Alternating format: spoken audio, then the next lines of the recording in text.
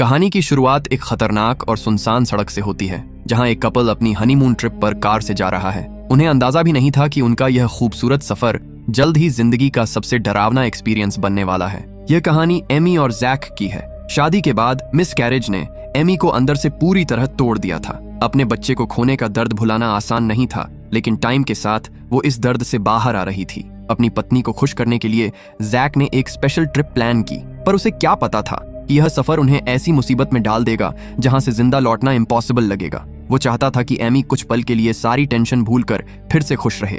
इस ट्रिप का सबसे खास हिस्सा हॉट एयर बलून की सवारी थी। जब बलून का पायलट मिस्टर मा उन्हें सफर के रूल्स समझा रहा था, तभी एक मशहूर मेहमान वहां लेट पहुंचती है। उसे देखते ही जैक घबरा जाता है। असल में कुछ दिन पहले जैक की मुलाकात उसी से एक बार में हुई थी। उस रात दोनों के बीच काफी बातें हुई थीं, जिसे जैक भूल नहीं पाया था। अचानक उसे सामने देखकर जैक डर जाता है कि कहीं उसका कोई सीक्रेट बाहर ना आ जाए, इसीलिए वो सफर बीच में छोड़ने का सोचता है। जैक एमी से कहता है कि उसे ठीक नहीं लग रहा और उन्हें यह ट्रिप कैंसिल कर देनी चाहिए, लेकिन एमी को कुछ नहीं पता था। वो काफी एक्साइटेड थी और सफर छोड़ना नहीं चाहती थी। एमी का मूड अब काफी अच्छा था। मिस्टर मा ने भी सेफ्टी का पूरा भरोसा दिलाया। अब जैक के पास कोई ऑप्शन नहीं था। तैयारी पूरी होने और वेट को बैलेंस करने के बाद हॉट एयर बलून जमीन से ऊपर उठने लगा। तभी जैक चुपचाप एना के पास गया और बोला कि अपना फोन निकालो, मैं अभी पैसे ट्रांसफर कर देता हूँ। मामला यहीं खत्म करो ताकि हम आराम से सफर कर सकें। तब पता चलता है कि एना एक प्रोफेशनल ठग है। उसने पहले से ही जैक को टारगेट किया था, क्योंकि जैक एक बड़ी कंपनी का मालिक था। एना ने कहा कि उसे सिर्फ 5 लाख युवान चाहिए, जैसे यह अमाउंट उसके लिए कुछ ना हो। लेकिन जैक उसकी डिमांड मानने को तैयार नहीं था और दोनों में बहस होने लगी। तभी हॉट एयर बलून और ऊपर जाने लगा। मिस्टर मा ने छोटा बर्नर बंद कर दिया, जिससे शोर थम गया और शांति छा गई। जैक और एना को भी बहस रोकनी पड़ी। अब वे चुपचाप मिस्टर मा की बातें सुनने लगे, जो हॉट एयर बैलून का सिस्टम समझा रहे थे। उन्होंने बताया कि इसका ऊपर नीचे आना पूरी तरह गर्म हवा पर डिपेंड करता है। बलून के अंदर की हवा गर्म करने पर उसकी डेंसिटी कम होती है और वो हल्की हो जाती है। इसी फोर्स से बलून आसमान की तरफ उड़ने लगता है। वहीं अंदर की हवा ठंडी होने पर डेंसिटी बढ़ जाती है और बलून धीरे धीरे नीचे आने लगता है। मिस्टर मा यह समझा ही रहे थे कि इंटरकॉम पर एक वार्निंग मैसेज आता है। मैसेज में बताया गया कि ईस्ट डायरेक्शन में मौसम खराब है, इसलिए उधर जाने से बचना चाहिए। लेकिन मिस्टर मा ने इसे इग्नोर कर दिया। वह आराम से कस्टमर्स को डिटेल्स देते रहे और शैंपेन की बोतल खोल ली। उन्होंने कहा कि अभी सिर्फ ऊपर नीचे होने का प्रोसेस बताया है, असली चैलेंज हवा में डायरेक्शन कंट्रोल करना है। हॉट एयर बलून खुद दिशा नहीं बदल सकता। किसी खास डायरेक्शन में जाने के लिए अलग अलग ऊंचाइयों पर बहने वाली हवाओं का यूज करना पड़ता है। इसे लेयर्स ऑफ विंड का कॉन्सेप्ट कहते हैं।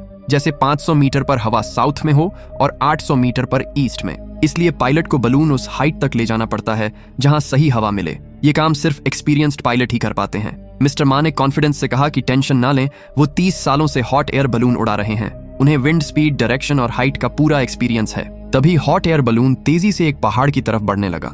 हैरानी की बात यह थी कि मिस्टर मा बिल्कुल रिलैक्स खड़े रहे। पहाड़ पास आते ही सब घबराने लगे, पर मिस्टर मा को अपनी स्किल्स पर पूरा भरोसा था। उन्होंने बर्नर तेज किया और लास्ट मोमेंट पर बलून को पहाड़ की चोटी से बचा लिया। सबने राहत की सांस ली। मिस्टर मा बोले कि वो हर ट्रिप में कस्टमर्स को ऐसा छोटा थ्रिल देते हैं और इसमें कोई रिस्क नहीं होता। उन्होंने सबसे खूबसूरत व्यू एंजॉय करने को कहा, लेकिन असली मुसीबत अभी शुरू होनी थी। इस बीच बलून काले बादलों की तरफ जा रहा था। एना ने फिर से जैक को ब्लैकमेल करना शुरू कर दिया। वो बोली कि इतनी हाइट पर इंसान कितना लाचार फील करता है। तभी जोर की कड़क सुनाई दी और मौसम खराब हो गया। दूसरी ओर एमी इन बातों से बेखबर फोटो क्लिक करवाने में बिजी थी। उसने मिस्टर मा से फोटो लेने को कहा। मिस्टर मा को कुछ गड़बड़ लगी, पर एमी ने उन्हें कैमरा पकड़ा दिया। इसका फायदा उठाकर एना ने जैक पर प्रेशर बढ़ा दिया। उसने फोन पर धमकाया और फोटो दिखाने के बहाने थ्रेटनिंग मैसेजेस दिखाए, लेकिन जैक नॉर्मल रहा और शांति से फोटो खिंचवाता रहा। एना का पेशेंस खत्म होने लगा। वो डराती रही, पर जैक एक्टिंग करता रहा। तभी एमी को शक हुआ और उसने सवाल पूछना शुरू किया।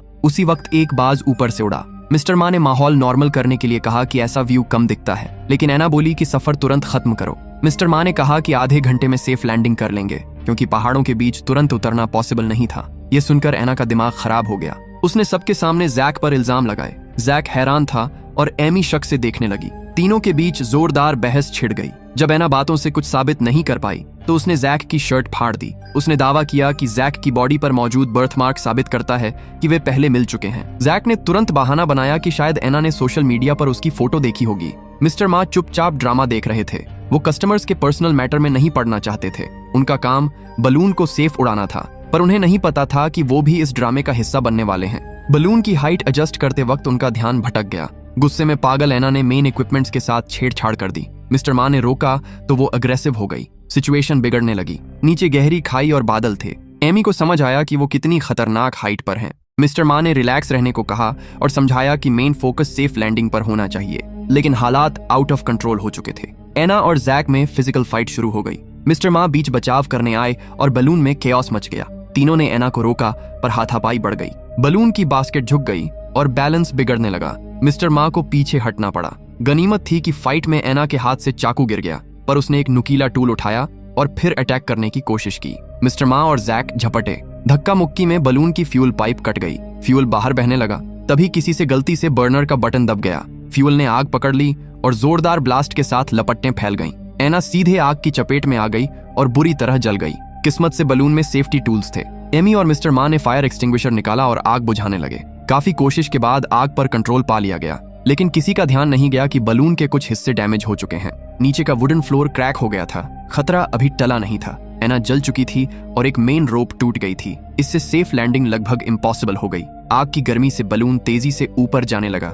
मिस्टर मा जान की परवाह किए बिना ऊपर चढ़े, क्योंकि बलून उस हाइट पर जा रहा था जहां ऑक्सीजन लेवल कम हो जाता है। अगर बलून ऐसे ही उड़ता तो सबकी जान जा सकती थी। काफी स्ट्रगल के बाद मिस्टर मा ऊपर पहुंचे और टूटी रोप पकड़ ली। रोप खींचते ही ऊपर का वेंट खुलने लगा, जिससे हवा पास होने लगी। पर हवा पूरी तरह निकलने से पहले मिस्टर मा की पकड़ ढीली पड़ी और रोप फिसल गई। वो फिर ट्राई करने वाले थे कि बेहोश एना को होश आ गया। उसने फिर पंगे लेने शुरू कर दिए। उसका धक्का लगने से मिस्टर मा का बैलेंस बिगड़ा और वो सीधा आसमान से नीचे जा गिरे। एना डर गई और चिल्लाने लगी कि उसने जानबूझकर ऐसा नहीं किया। पर इस केओस में किसी ने नोटिस नहीं किया कि बलून ऊपर जा रहा था।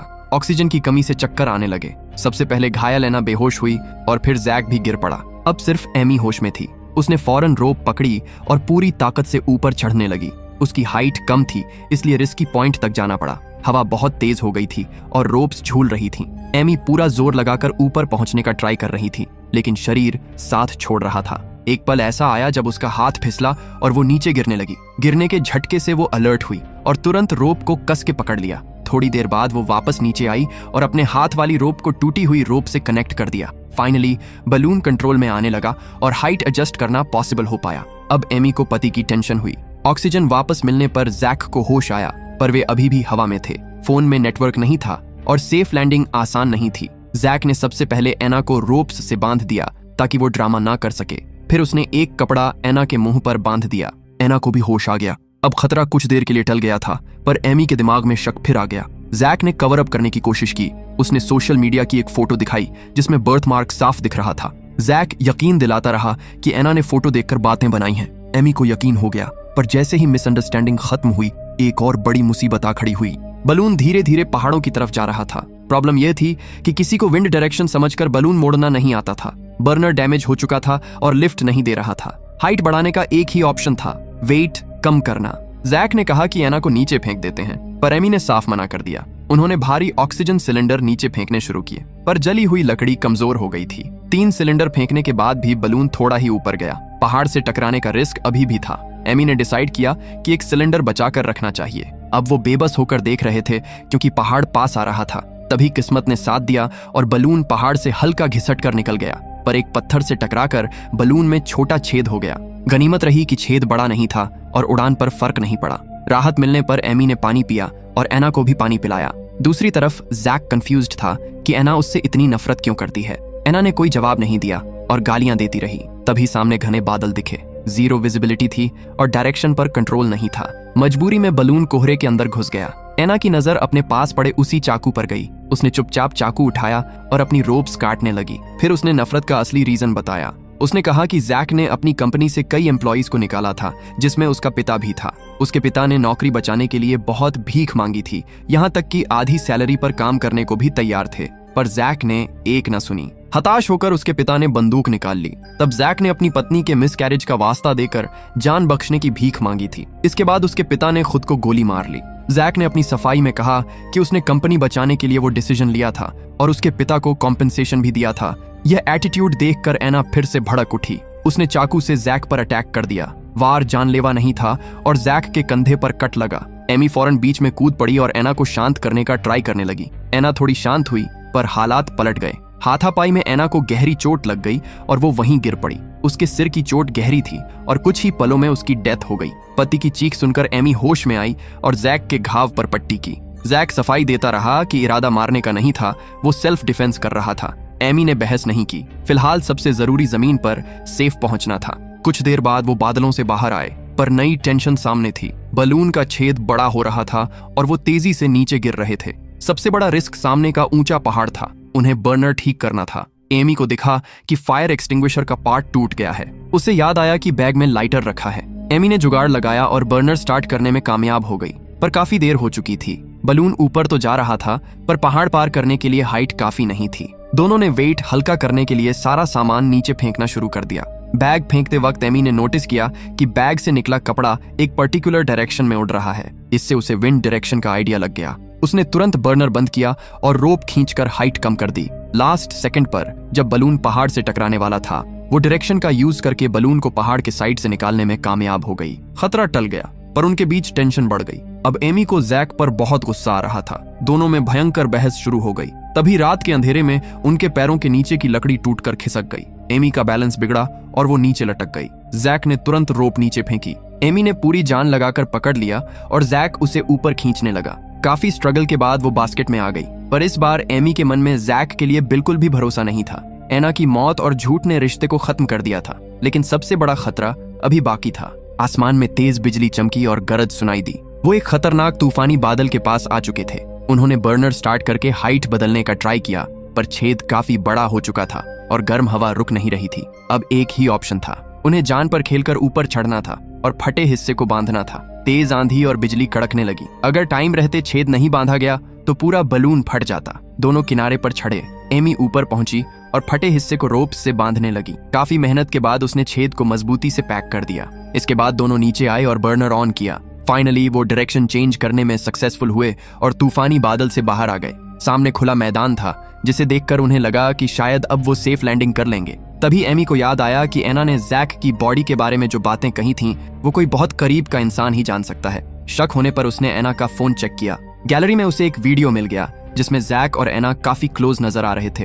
पूरा सच साफ था। एना उसी वीडियो से जैक को ब्लैकमेल कर रही थी। जैक के पास कोई बहाना नहीं था। उसने एक्सेप्ट किया कि उसका एना के साथ अफेयर था। वो शादी बचाना चाहता था, प्यार के लिए नहीं, बल्कि इसीलिए क्योंकि डिवोर्स होने पर आधी प्रॉपर्टी एमी को मिल जाती। यह सुनते ही एमी का गुस्सा 7वें आसमान पर पहुंच गया। उसने नफरत से जैक को धक्का दे दिया। जैक का बैलेंस बिगड़ा और वो बास्केट से नीचे लटक गया। वो डर के मारे चीखने लगा और मदद की भीख मांगने लगा, पर एमी उसका असली चेहरा देख चुकी थी। जैक डराने लगा कि अगर वो मर गया तो मर्डर का इल्जाम एमी पर आएगा, पुलिस उसे अरेस्ट करेगी। पर एमी पर धमकियों का असर नहीं हो रहा था। उसकी नजर एना की डेड बॉडी पर पड़ी। उसने एना की बॉडी को खिसकाकर सीधे जैक के ऊपर गिरा दिया। झटके से जैक की ग्रिप छूट गई और वो सीधा गहरी खाई में जा गिरा। चंद सेकंड्स में उसकी मौत हो गई। अब बलून में एमी बिल्कुल अकेली थी। लगातार बर्नर यूज होने से आखिरी फ्यूल लगभग खत्म हो गया था। सारी मेहनत पानी में जा सकती थी। फिर भी एमी ने हार नहीं मानी। उसने बलून को कंट्रोल में रखा। कुछ देर बाद बलून नीचे आने लगा और खुले मैदान में सेफ लैंडिंग कर गया। कई घंटों तक मौत से आंख मिचौली खेलने के बाद एमी फाइनली जमीन पर सही सलामत पहुंच गई। इसी के साथ उसकी इस खौफनाक ट्रिप का दी एंड हो जाता है। तो दोस्तों, आपको ये कहानी कैसी लगी? कमेंट करके जरूर बताना और इसी तरह की कहानियों के लिए हमारे चैनल को सब्सक्राइब जरूर करना।